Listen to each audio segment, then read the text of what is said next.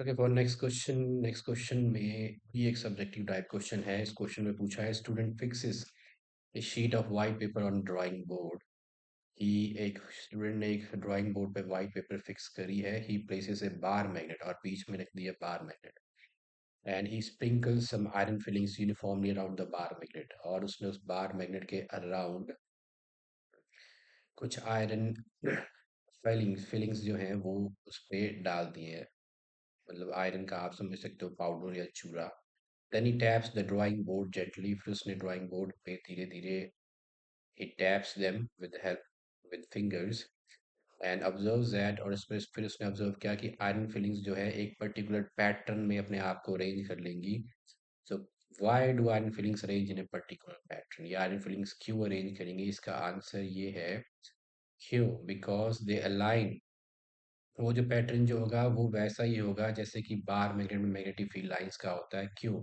क्योंकि हर एक iron filling होती है एक छोटी सी मैग्नेट, और बार मैग्नेट्स के मैग्नेटिक फील्ड के इन्फ्लुएंस की वजह से इनके ऊपर लगती है फोर्स, और फिर वो एक स्पेसिफिक वे में अपने आप को अलाइन कर लेती है। Let me explain you how.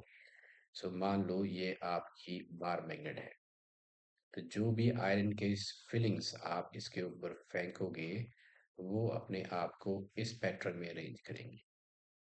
इस पैटर्न में, इस पैटर्न में, इस तरह से, इस तरह से। तो आयरन फिलिंग्स जो है अपने आप को इस पैटर्न में इमर्ज करेंगी, और जहां से ये निकलेंगी, इमर्ज होंगी, वो होगा नॉर्थ पोल, और जहाँ पे मर्ज होंगी वो हो जाएगा साउथ पोल। तो इस तरह से बार मैग्नेट में होता है। तो आयरन फिलिंग्स भी अपने आप को इसी तरह इसी पैटर्न में अरेंज करेंगी। सो ये था फर्स्ट का आंसर। फॉर सेकंड, सेकंड ने पूछा है कि क्राउडिंग ऑफ आयरन फिलिंग्स जो है एंड्स ऑफ द मैग्नेट पे ज्यादा क्यों होती है, यहाँ पे क्यों है क्राउडिंग, यहाँ पे ज्यादा क्यों है? क्राउडिंग मीन्स अगर आप देखोगे तो यहाँ पे मैग्नेटिक फील्ड लाइन जो है ज्यादा पास पास है as compared to this region. तो इसका मतलब ये है कि जितनी ज़्यादा मैग्नेटिक फील्ड लाइंस क्राउडेड रहेंगी वहाँ पे मैग्नेटिक फील्ड उतनी ही स्ट्रांग रहेगी। तो इस क्राउडिंग जो iron feelings ends of the bar magnet है, इसका मतलब है मैग्नेटिक फील्ड वहाँ पे स्ट्रांग है, और ये बन जाते हैं आपके पोल्स। तो पोल्स वो रीजन है जहाँ पे मैग्नेटिक फील्ड स्ट्रांग रहती है, क्योंकि वहाँ पे मैग्नेटिक फील्ड लाइन ज़्यादा क्राउडेड रहती है। तो ये डेंसर, आप बोल सकते हो कि ये डेंसर भी होती है।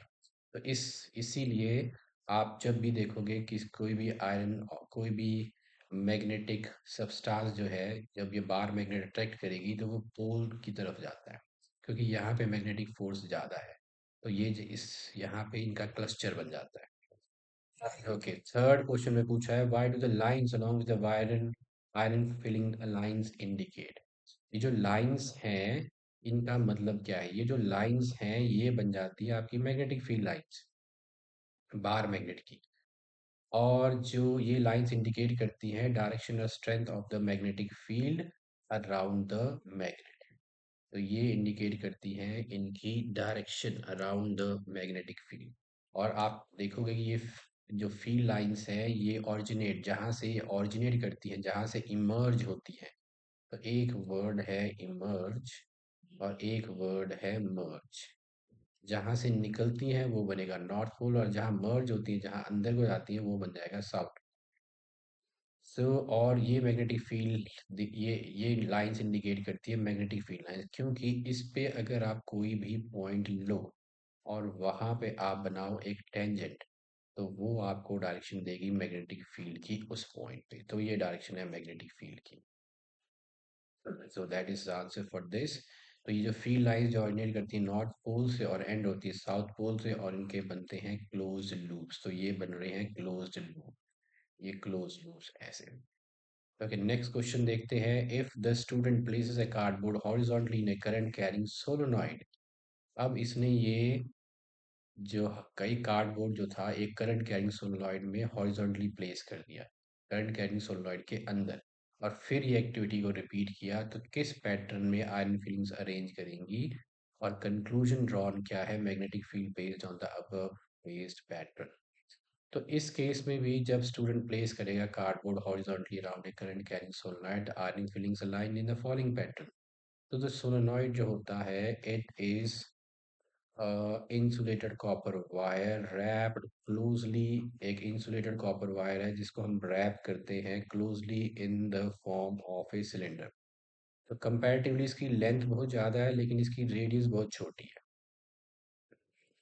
अब इसमें भी जब आप करंट पास करोगे, तो when you connect it let's say to the battery, और इसमें आप जब करंट पास करते हो तो इसके अराउंड भी मैग्नेटिक फील्ड डेवलप हो जाएगी, और मैग्नेटिक फील्ड डेवलप जो होगी वो भी एग्जैक्टली exactly वैसी ही होगी जैसे कि बार मैग्नेट के अराउंड होती है। मतलब एक एंड से मैग्नेटिक फील्ड लाइंस निकलेंगी और दूसरे एंड पे वो मैग्नेटिक फील्ड लाइन, सॉरी, ये बिल्कुल पैरेलल रहेंगी बीच में। तो मैग्नेटिक फील्ड लाइंस जो रहेंगी वो बिल्कुल पैरेलल रहेंगी अंदर। तो ये भी वैसे ही क्लोज लूप्स ही बनाएंगे इस तरह से। तो एक एंड से मैग्नेटिक फील्ड लाइंस इमर्ज होंगी जो कि बन जाएगा नॉर्थ पोल, और एक एंड पे मैग्नेटिक फील्ड लाइंस मर्ज हो जाएंगी जो कि बन जाएगा आपका साउथ पोल, नॉर्थ और साउथ पोल। तो आपसे पूछा है, the question says what is the conclusion drawn about the magnetic field based on the above pattern of the lines। तो ये जो पैटर्न ऑफ लाइन जो बनेंगी इससे कंक्लूजन ये निकलेगा कि सोलोनॉइड के अंदर जो आयरन फिलिंग्स हैं वो अरेंज करेंगी पैरेलल स्ट्रेट लाइंस में। अंदर जो आयरन फिलिंग्स है इसके अराउंड है एक कार्डबोर्ड जो कि इसके अंदर से जा रहा है। तो इसके अंदर जो आयरन फिलिंग्स है वो बन जाएंगी पैटर्न, एक पैरेलल सेट ऑफ एरोस का, जो इंडिकेट करती है यूनिफॉर्म मैग्नेटिक फील्ड। जबकि सोलेनॉइड के बाहर यहाँ जो होंगी, यहाँ जो आपके जो आयरन की जो फिलिंग्स हैं that will arrange themselves in the form of curved patterns, जैसा कि बार मैग्नेट में। तो मैग्नेटिक फील्ड एग्जैक्टली वैसे ही बनेगी जैसे कि बार मैग्नेट में बनती है। इनसाइड आयरन फीलिंग्स होंगी स्ट्रेट लाइन में, और आउटसाइड जो सोलनॉइड जो मैग्नेटिक फील्ड्स होंगी वो कर्व्ड पैटर्न्स बनाएंगी। So this is how exactly you have to write the answer. Let's move on to the next question.